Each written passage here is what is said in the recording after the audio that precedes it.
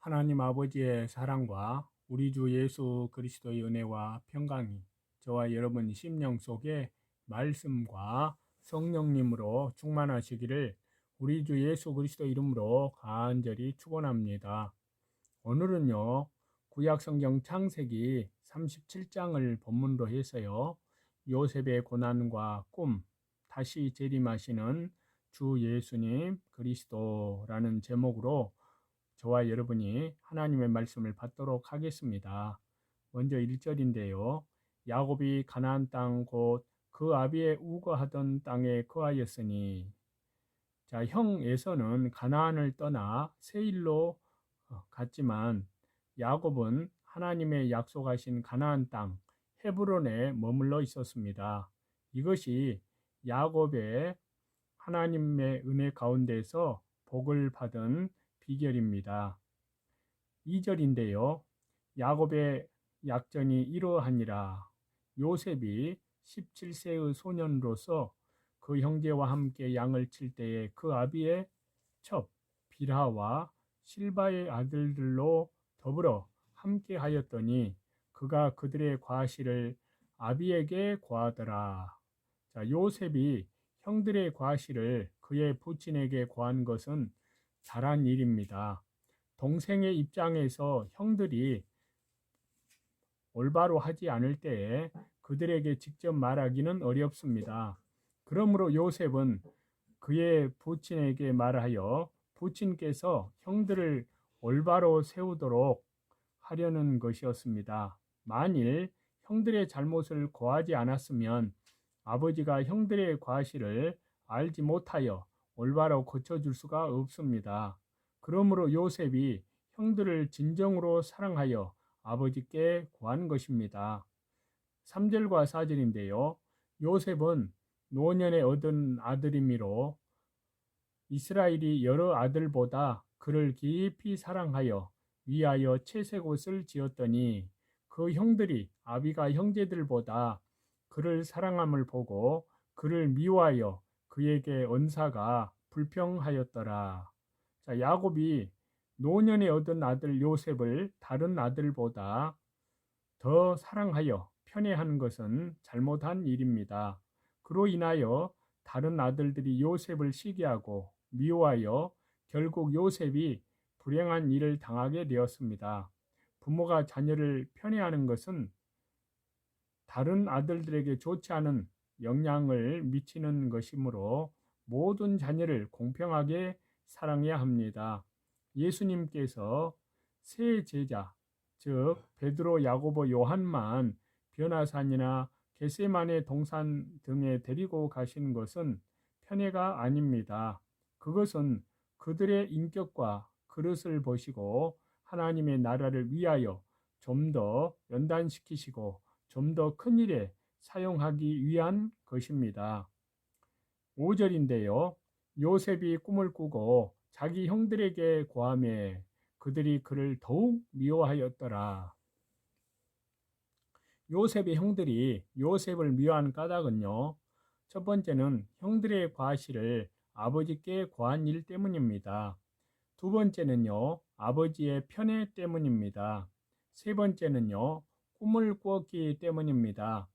요셉의 꿈은 하나님의 특별 계시였습니다. 그 꿈은 요셉에게 대한 하나님의 예정과 이스라엘의 구원 역사에 대한 요셉의 역할을 보여주신 것입니다. 6절과 7절인데요. 요셉이 그들에게 이르되 청컨대 나의 꾼 꿈을 들으시오. 우리가 밭에서 곡식을 먹더니 내 단은 일어서고 당신들의 단은 내 단을 둘러서서 절하더이다. 자, 형들의 곡식단이 요셉의 곡식단을 둘러서서 절을 했다는 것은 장차 요셉의 형제들이 요셉에게 절할 것을 가리킵니다. 8절입니다. 그 형들이 그에게 이르되 네가 참으로 우리의 왕이 되겠느냐 참으로 우리를 다스리게 되겠느냐 하고 그 꿈과 그 말을 인하여 그를 더욱 미워하더니 요셉의 형들이 요셉이 꾼 꿈의 뜻을 알고 네가 우리 왕이 되어서 우리를 다스리겠느냐 하고 요셉을 더욱 미워하였습니다. 이것은 요셉이 하나님의 말씀 때문에 받은 핍박입니다. 9절에서 11절인데요. 요셉이 다시 꿈을 꾸고 그 형들에게 고하여 이르되 내가 또 꿈을 꾼즉 해와 달과 열한 별이 내게 절하더이다 하니라. 그가 그 꿈으로 부형에게 고하매 아비가 그를 꾸짖고 그에게 이르되 너의 꾼 꿈이 무엇이냐? 나와 네 모와 네 형제들이 참으로 가서 땅에 엎드려 네게 절하겠느냐? 그 형들은 시기하되 그 아비는 그 말을 마음에 두었더라. 요셉이 또 해와 달과 열한 별이 자기에게 절하는 꿈을 꾸고 그것을 부형에게 말했습니다. 해와 달은 요셉의 부모를 뜻하고요. 열한 별은 요셉의 열한 형제들을 뜻합니다.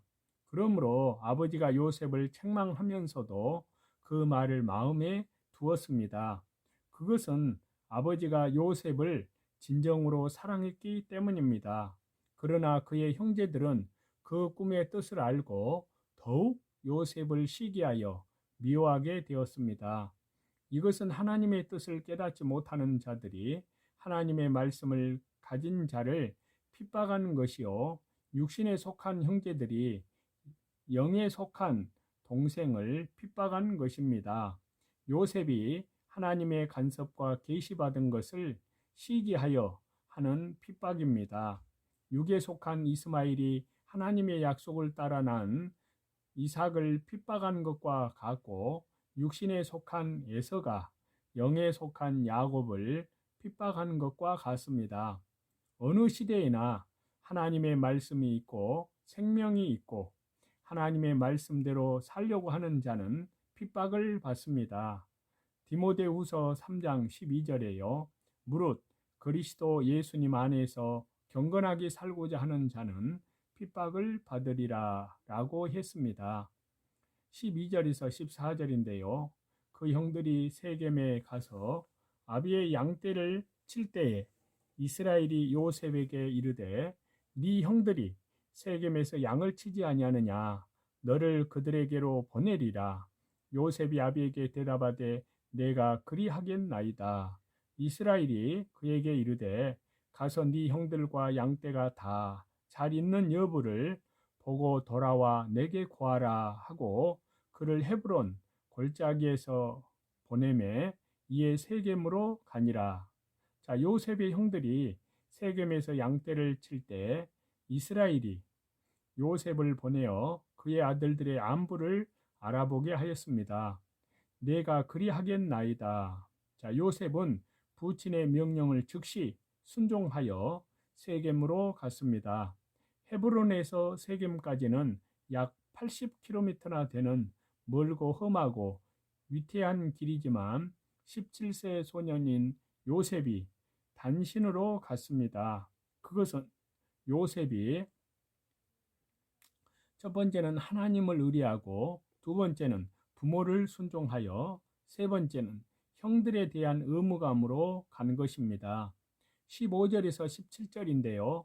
어떤 사람이 그를 만난즉 그가 들에서 방황하는지라 그 사람이 그에게 물어 이르되 네가 무엇을 찾느냐 그가 이르되 내가 나의 형들을 찾아오니 청컨대 그들의 양치는 곳을 내게 가르치소서. 그 사람이 이르되 그들이 여기서 떠났느니라. 내가 그들의 말을 들으니 도단으로 가자 하더라. 요셉이 그 형들의 뒤를 따라가서 도단에서 그들을 만나니라. 요셉이 세겜에 이르러서 형들을 아무리 찾아도 없으므로 들에서 방황할 때 마침 어떤 사람을 만나 형들이 도단으로 가자 하더라는 말을 듣고 요셉이 도단까지 찾아가 형들을 만났습니다. 세겜에서 도단까지는 약 30km나 되는 먼 길이었지만 요셉은 끝까지 자기 책임을 다하려고 순종하였습니다. 18절에서 20절인데요. 요셉이 그들에게 가까이 오기 전에 그들이 요셉을 멀리서 보고 죽이기를 꾀하여 서로 이르되 꿈꾸는 자가 오는도다. 자, 그를 죽여 한 구덩이에 던지고 우리가 말하기를 악한 짐승이 그를 잡아먹었다 하자. 그 꿈이 어떻게 되는 것을 우리가 볼 것이니라 하는지라. 자, 아버지의 심부름으로 먼 광야길을 찾아오는 동생 요셉을 형들이 죽이려고 계획하였습니다.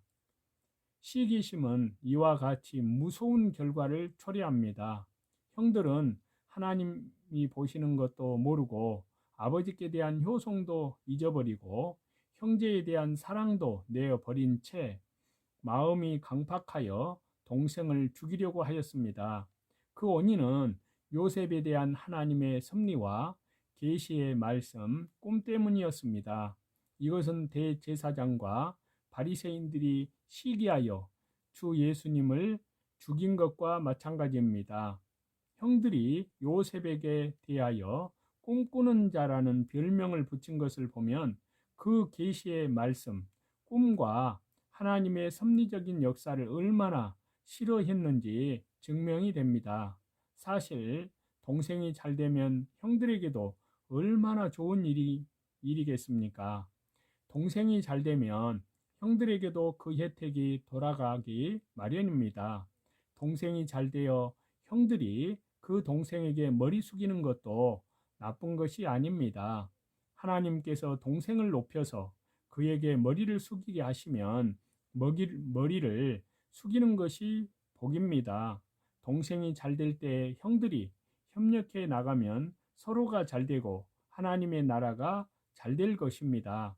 하나님께서 낮아지라고 하면 낮아지고 동생을 잘 받들라고 하면 잘 받드는 것이 복을 받는 길입니다. 아론이 그 동생 모세의 팔을 잘 받들어 주었기 때문에 복을 받았습니다. 요셉의 형들은 요셉을 죽인 후에 아버지를 속이려고 계획하였습니다. 한 가지 죄를 은폐하려면 또 다른 죄를 낳게 되는 법입니다. 죄는 서로 연관성이 있기 때문입니다. 21절과 22절인데요. 루벤이 듣고 요셉을 그들의 손에서 구원하려 하여 이르되 우리가 그 생명은 상하지 말자. 루벤이 또 그들에게 이르되 피를 흘리지 말라. 그를 광야 그 구덩이에 던지고 손을 그에게 대지 말라 하니 이는 그가 요셉을 그들의 손에서 구원하여 그 아비에게로 돌리려 함이었더라. 자, 피를 흘리지 말라. 맏형 르벤이 동생들에게 요셉을 죽이지 말고 광야 구덩이에 던지자고 말했는데 이것은 나중에 요셉을 건져내어서 부친에게 돌려보내려는 생각이었습니다. 다른 형제들이 요셉을 죽이려고 결심했기 때문에 이러한 타협안을 낸 것입니다. 르벤이 서모 빌하와 통간하여 아버지의 침상을 더럽힌 죄악을 범하였지만 여기서는 선을 행하였습니다. 사람이 어떤 죄를 범했다고 해서 악한 사람으로 낙인 찍어버리는 것은 잘못입니다. 그 사람도 주 예수 그리스도의 십자가의 보혈 영원한 속량함 안에서 회개하고 올바로 서면 선한 사람이 될 수 있습니다. 23절과 24절인데요. 요셉이 형들에게 이르되 그 형들이 요셉의 옷 곧 그 입은 채색 옷을 벗기고 그를 잡아 구덩이에 던지니 그 구덩이는 빈 것이라 그 속에 물이 없었더라. 자, 그들이 루벤의 제안에 따라 요셉을 죽이지는 않고 채색 옷을 벗기고 물 없는 구덩이에 던져 넣었습니다.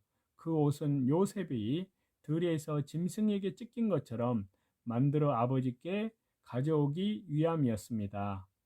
자, 이상과 같이 본문에서 우리는 요셉의 고난과 꿈, 그리고 다시 재림하시는 주 예수님의 그 생명, 이제 저와 여러분이 살고 있는 이 시대는 주님께서 이제 마지막 재림의 때를 앞두고 있습니다. 베드로전서 5장에 있는 말씀과 같이 만물의 마지막이 가까이 왔으니 그런즉 너희는 정신을 차리고 무엇보다도 열심으로 기도할지니.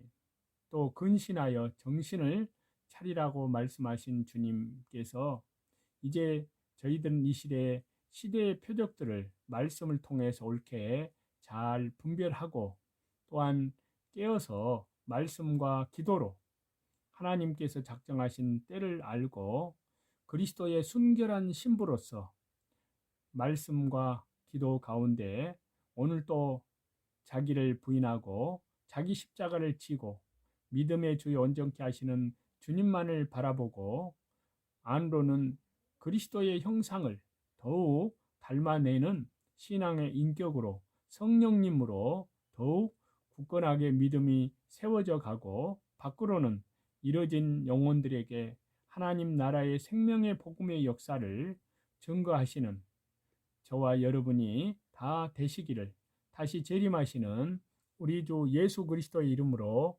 간절히 축원합니다.